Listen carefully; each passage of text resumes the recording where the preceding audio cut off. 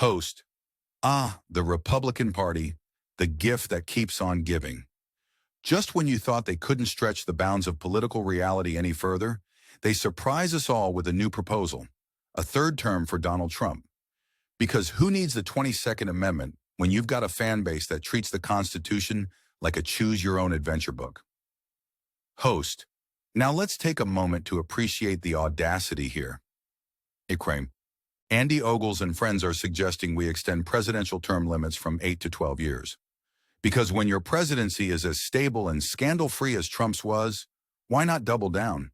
It's like upgrading from a tropical storm to a full-blown hurricane. Destruction guaranteed. Host. Over at CPAC, the faithful were parading around with slogans fit for a sci-fi sequel. For Trump 2028 and beyond. Maybe they're hoping for a Space Force presidency. Trump on Mars, anyone? The slogan sounds like a bad spin-off nobody asked for. Host. And who else but Steve Bannon would endorse such a masterstroke? Yes, the man who calls Trump a once-in-a-generation leader. Of course, that generation includes twice being impeached. But hey, why let pesky little facts get in the way of a good narrative? Host. But let's dissect this fantasy, shall we? Amending the Constitution requires a Herculean effort, a 2/3 vote in Congress and ratification by 38 states.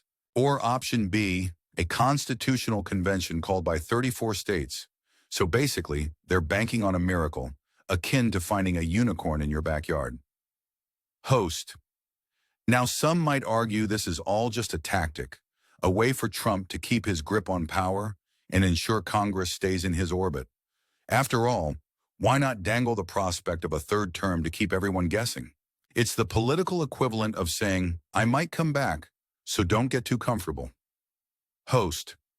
Even Jenna Ellis, a loyal ally, entertains the notion of Trump running again if, big if, the Constitution is amended. But let's be honest, folks, this is less about a serious plan and more about maintaining a firm grip on the Republican narrative. It's all smoke and mirrors designed to keep the base energized and the media distracted. Host. So what's the real message here? It's not about Trump's legacy or the future of the country.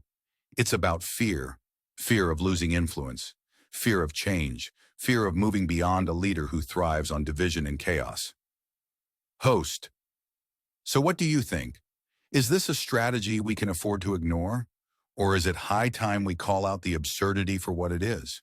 Drop your thoughts in the comments, hit that subscribe button, and ring the bell for more updates.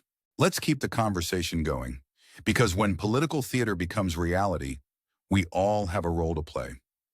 Host. Remember, folks, in the saga of American politics, vigilance is our greatest asset. Until next time.